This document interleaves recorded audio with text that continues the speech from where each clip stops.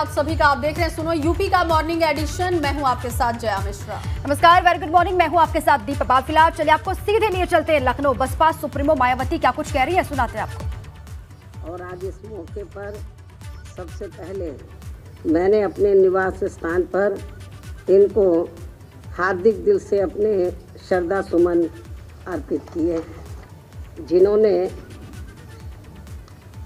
अपनी पूरी जिंदगी अनेकों कष्ट झेलकर खासकर इन वर्गों के लोगों को अपने पैरों पर खड़ा करने के लिए समर्पित किया। इतना ही नहीं बल्कि भारतीय संविधान बनाने का मौका मिलने पर फिर इन्होंने इन वर्गों के लोगों को हर स्तर पर अपने पैरों पर खड़ा करने के लिए इन्हें कानूनी अधिकार भी दिलाए हैं, जिनका यहाँ केंद्र व राज्यों की भी जातिवादी सरकारों के चलते इन्हें पूरा लाभ नहीं मिल पा रहा है। ये बड़े दुख व चिंता की भी बात है। इसलिए बाबा साहब डॉक्टर भीमराव अंबेडकर ने अपने जीते जी इन वर्गों के लोगों को कानूनी अधिकार दिलाने के साथ साथ उन्हें ये भी कहा था, यदि इन वर्गों के लोगों को भारतीय संविधान में मिले कानूनी अधिकारों का सही से व पूरा लाभ लेना है तो इनको संगठित होकर केंद्र व राज्यों में भी राजनीतिक सत्ता की मास्टर चाबी खुद अपने हाथों में लेनी होगी। और इस बात का सबसे बड़ा सबूत यूपी में बीएसपी के नेतृत्व में रहा 4 बार का शासनकाल है।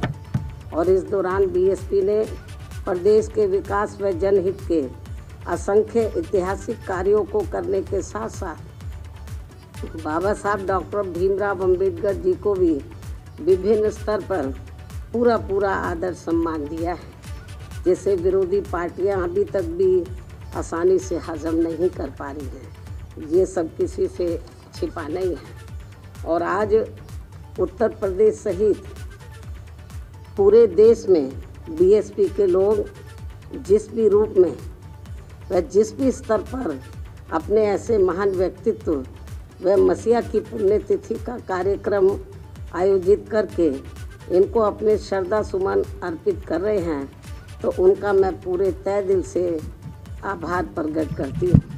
इसके साथ साथ यहाँ मैं ये भी कहना चाहूँगी कि देश में संकीर्ण व जातिवादी सोच रखने वाली ऐसी पार्टियां व संगठन आदि भी हैं, जिन्होंने बाबा साहब डॉक्टर भीमराव अंबेडकर की मानवतावादी सोच व संघर्ष का हमेशा विरोध किया है तथा उनकी घोर उपेक्षा भी की है। लेकिन अब वे अपने राजनीतिक हित के लिए दिखावटी व बनावटी प्रेम के रूप में मजबूरी में उन्हें याद करते हुए हमें नजर आ रहे हैं।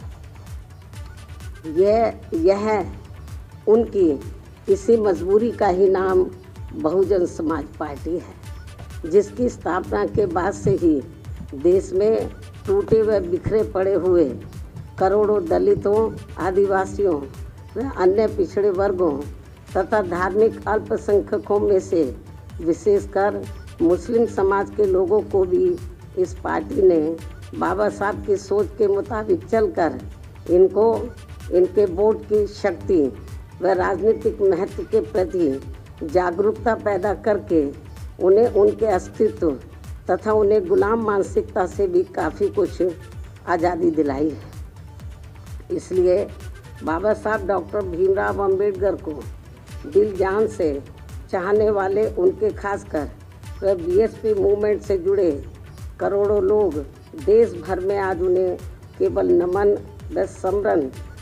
नमन व याद ही नहीं कर रहे हैं, बल्कि उनके अति महत्वाकांक्षी आत्मसम्मान व स्वाभिमान के मूवमेंट को पूरे समर्पण के साथ आगे बढ़ाते रहने का संकल्प भी ले रहे हैं, तैयार भी कर रहे हैं। इसके साथ ही बीएसपी का संघर्ष व मुख्य लक्ष्य बाबा साहब डॉक्टर भीमराव अंबेडकर के अति महत्वाकांक्षी आत्मसम्मान व स्वाभिमानी मूवमेंट तथा उनकी समतामूलक व न्यायपूर्ण सोच को देश में जिंदा रखने वह उसे आगे बढ़ाने का मूवमेंट भी है, जिसे कभी भी कम करके नहीं आंका जाना चाहिए। और ये कारवां न रुकने वाला है और ना ही झुकने वाला है, बल्कि बाबा साहब डॉक्टर भीमराव अंबेडकर के चट्टान जैसे मजबूत इरादों की तरह पत्थर काट कर अपना रास्ता खुद बनाने वाला है, जिसके नेतृत्व पर लोगों को हमेशा पूरा विश्वास रहा है। परंतु दुख इस बात का भी है कि कुछ लोग व संगठन अपने थोड़े थोड़े निजी स्वार्थ की खातिर खासकर दलितों, आदिवासियों, पिछड़े वर्गों व अन्य उपेक्षित वर्गों के वोटों को बांटकर बाबा साहब की मूवमेंट को कमज़ोर करने में लगे रहते हैं। हालांकि उन सब का स्वार्थ फिर चुनाव के बाद उन्हें पैदल करके फिर से ऐसा छोड़ देते हैं कि वे ना घर के रहते हैं ना घाट के। लेकिन इन सब के बावजूद भी बीएसपी को अपने लोगों की भरपूर लगन, मेहनत व मिशनरी संघर्ष पर पूरा भरोसा है कि वे विरोधियों के इन सभी साम दाम दंड भेद आदि हथकंडों का डटकर मुकाबला करते हुए अर्थात सामना करते हुए अपने मकसद में ज़रूर कामयाब होंगे। और फिर इस बार सन 2022 में बीएसपी की पूर्ण बहुमत की सन 2007 से भी अधिक मजबूत सरकार बनेगी। साथ ही इसी चुनाव में यूपी से लगे उत्तराखंड स्टेट में भी इस बार बीएसपी अपना बेहतर रिजल्ट लाएगी। इसके साथ साथ पंजाब स्टेट में भी अपने गठबंधन की मजबूत सरकार जरूर बनाएगी।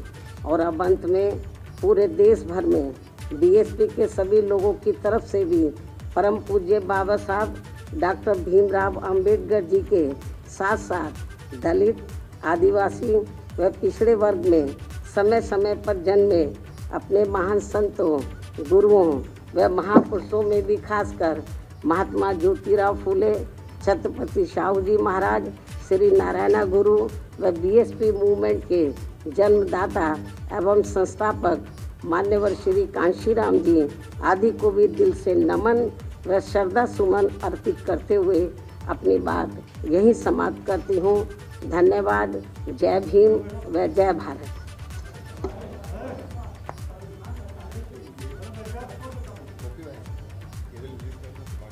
सड़कों पे उतरने से काम नहीं चलेगा, सत्ता परिवर्तन करने से काम चलेगा।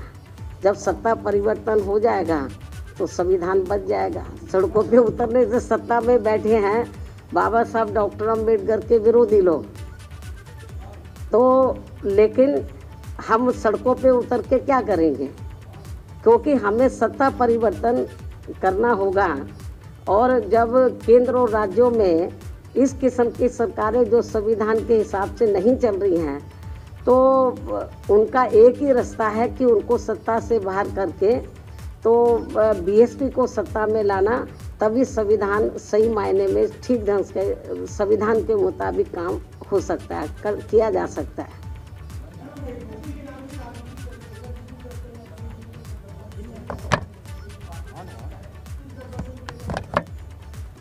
ये तो यूपी की जनता अच्छी प्रकार से देख रही है और ये भी जनता को मालूम है कि ये गठबंधन करने वाले लोग जो विजय रथ यात्रा निकाल रहे हैं, तो अभी तो विजय मिली भी नहीं है इनको।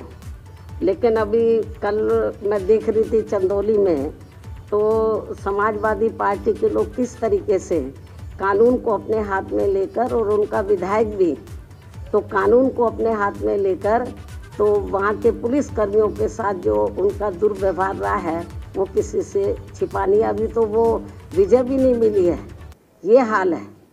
तो जनता क्या देख नहीं रही है? तो इसलिए चाहे गठबंधन कर ले, कुछ भी कर ले, जनता को ये मालूम है कि सपा के शासनकाल में तो गुंडागर्दी, माफियागर्दी चरम सीमा पर थी, और बीएसपी के शासनकाल में हर मामले में हर स्तर पर कानून द्वारा कानून का राज चलता था।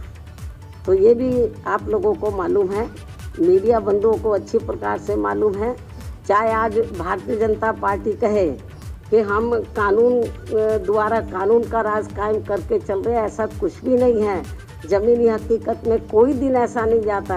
यूपी में 75 ज़िले हैं, जिस दिन खास तौर से जो दबे कुचले लोग हैं, वीकर सेक्शन के लोग हैं, उनके ऊपर जुर्म जाति किसी न किसी रूप में ज़रूर होती है।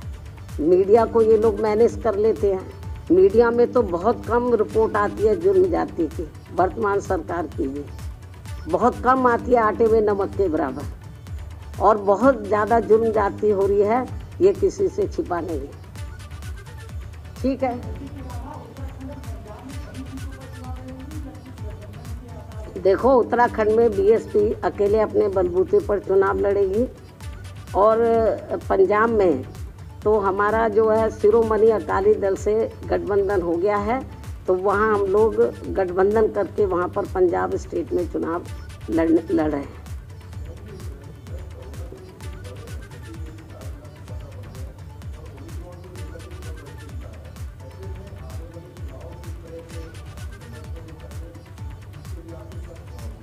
ये तो मुख्य चुनाव आयुक्त को देखना है, केंद्र और सूबे की सरकार को देखना है कि वो क्या गाइडलाइंस तैयार करते हैं। और मेरा तो यही कहना है, जो भी गाइडलाइंस आती हैं तो उसके हिसाब से जनता को चलना चाहिए, क्योंकि ये जो तीसरी बीमारी है तो ये फिर से मुंह फाड़े हुए हैं और है कोरोना नया रूप है। तो इसलिए मैं समझती हूँ कि मेरी तो यूपी की जनता से नहीं, जहाँ जहाँ भी चुनाव हो रहे हैं जिन जिन राज्यों में, तो उनको भी मुख्य चुनाव आयुक्त की, केंद्र की सरकार की, वहाँ के जो राज्य सरकार है उनकी जो भी गाइडलाइंस आती है तो उसको फॉलो करना चाहिए।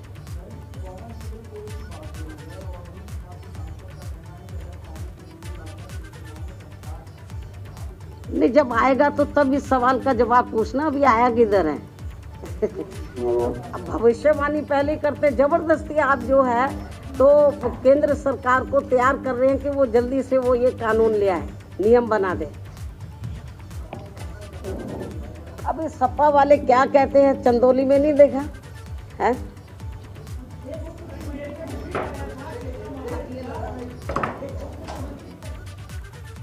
तो देखिए, मायावती को आप सुन रहे थे। प्रदेश में अपराध अपने चरम पर है और उत्तराखंड में बसपा अकेले चुनाव लड़ेगी। पंजाब में अकाली दल के साथ हमारा गठबंधन है, मायावती ने इस बात को फिर से दोहराया। कोरोना को लेकर गाइडलाइन का पालन करे जनता और इलेक्शन कमीशन इसकी व्यवस्था को देखिए, क्योंकि ओमिक्रॉन का भी जिक्र मायावती ने किया। कहा कि सपा के शासन में गुंडागर्दी थी और भाजपा सरकार में बहुत ज्यादा जुल्म हुए हैं। बाबा साहब ने पिछड़ों को कानून का अधिकार दिलाया है। प्रदेश में अपराध अपने चरम पर है।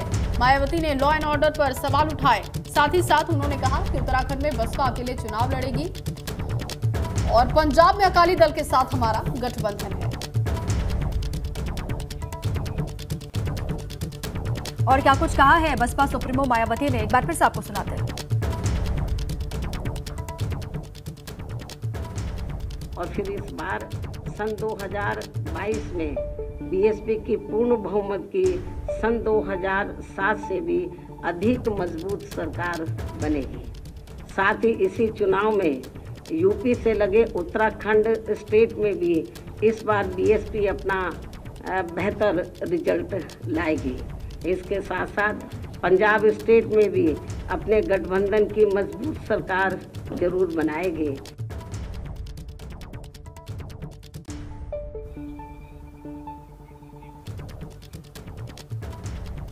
ये तस्वीरें भी आपको दिखा रहे हैं। आज संविधान निर्माता बाबा साहब भीमराव अंबेडकर की पुण्यतिथि है। इस मौके पर प्रेस कॉन्फ्रेंस मायावती ने भी की। यहाँ पर वो पहुंचेंगी थोड़ी देर के बाद और यहाँ पर आकर के माल्यार्पण करेंगे, उनको श्रद्धांजलि सुमन अर्पित करेंगे। Baspa supremo Mayawati press conference के दरमियान भी आपने उनको सुना, उन्होंने कहा कि भीमराव अंबेडकर के बताए हुए मार्ग पर ही बसपा चल रही है। उनके जो सपने अधूरे रह गए थे उनको पूरा करने के लिए पार्टी प्रतिबद्ध है। और साथ ही साथ चूंकि चुनाव नजदीक है तो ऐसे में उन्होंने एक बार फिर से ये राग अलापा कि विपक्षी जो पार्टियां हैं वो बाबा साहब भीमराव अंबेडकर के बताए गए रास्ते पर नहीं चल रही हैं। दलितों, गरीबों, पिछड़ों के साथ जो अन्याय हो रहा है उसके लिए सिर्फ आवाज उठाती है बसपा, बाकी पार्टियां सिर्फ राजनीति करती हैं, ये भी बसपा सुप्रीमो ने कहा है।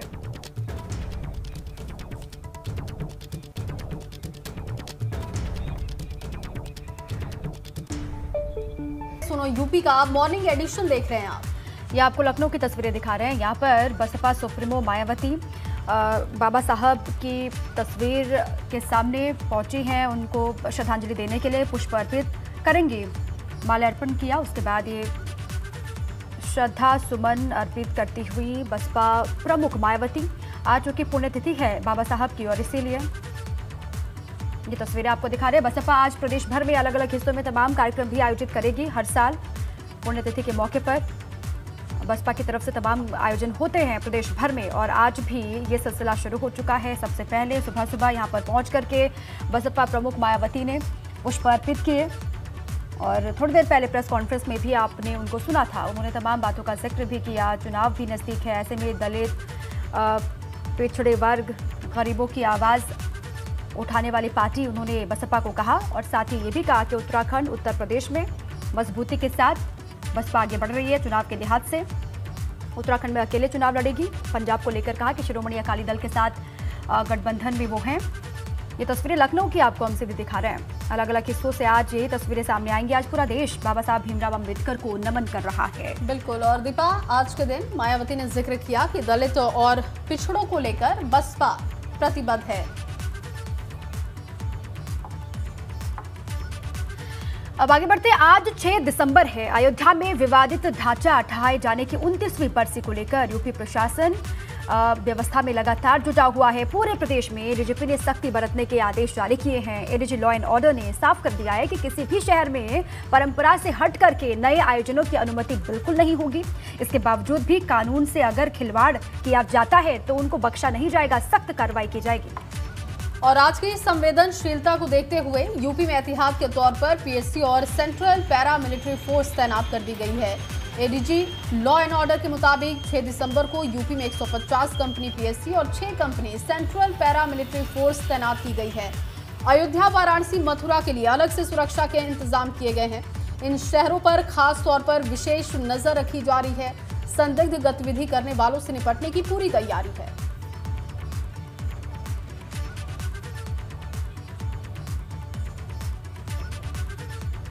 और इस वक्त हमारे दो सहयोगी मौजूद हैं। मथुरा से नितिन हमारे साथ जुड़ चुके हैं और अयोध्या से ऋषि हमारे साथ मौजूद हैं।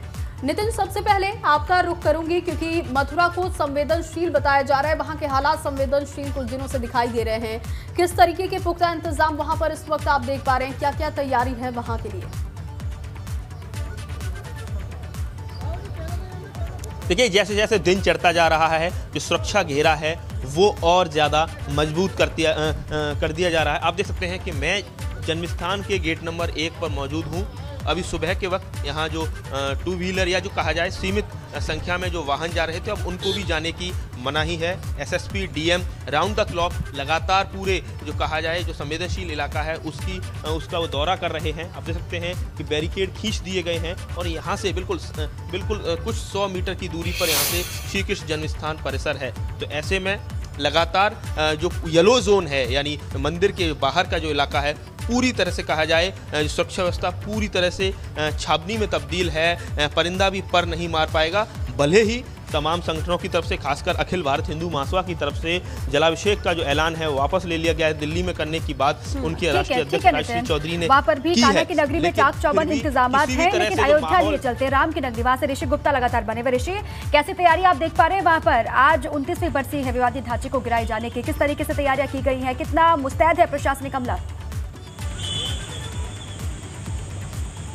जी, आपको बता दें 6 दिसंबर 1992 के बाद जब विवादित ढांचा गिराया गया था, उसके बाद से अयोध्या में जो मुस्लिम समाज है वो यौम गम मनाता था और हिंदू जो थे वो शौर्य दिवस के रूप में मनाते थे। जब से राम मंदिर का फैसला आया, कोई भी ऐसे जो हिंदू या मुस्लिम कोई भी ऐसी चीज़ें नहीं मनाते हैं, क्योंकि मंदिर का जो फैसला आया था हिंदू मुस्लिम सभी लोगों ने इस फैसले को स्वीकार किया था। यही वजह है कि आज जो है अयोध्या की सुरक्षा व्यवस्था चाक चौबंद कर दी गई है। अयोध्या में जो प्रमुख मार्ग हैं वहाँ पे बैरिकेड कर दिया गया, उनके आधार कार्ड जो चेक किए जा रहे, बाहर के लोगों को प्रवेश नहीं करने दिया जा रहा। साथ ही साथ राम जन्मभूमि जाने वाले जो मुख्य मार्ग हैं वहाँ पे सुरक्षा व्यवस्था चाक चौबंद कर दी गई है, क्योंकि जो वरिष्ठ पुलिस अधीक्षक हैं इसकी निगरानी कर रहे हैं और साथ ही साथ पूरे अयोध्या में कैमरे की निगरानी की जा रही, कैमरे पे मॉनिटरिंग की जा रही, जिससे कोई भी अनहोनी ना हो सके। आप साफ देख सकते हैं कि किस तरह से सुरक्षा व्यवस्था के पुख्ता इंतजाम किए गए हैं। अयोध्या में जो प्रवेश मार्ग है यहाँ पे सघन चेकिंग अभियान चलाया जा रहा है। लोगों के आधार कार्ड चेक करने के बाद ही उनको अंदर जाने की अनुमति दी जा रही है, क्योंकि जिससे कि कोई अनहोनी ना हो सके। चाक चौबंद व्यवस्था वहां पर की गई है, कोई भी अनहोनी ना हो, इसलिए पूरी तैयारियां की गई है। बहुत बहुत शुक्रिया नितिन आपका भी और ऋषि आपका भी पूरी जानकारी के लिए।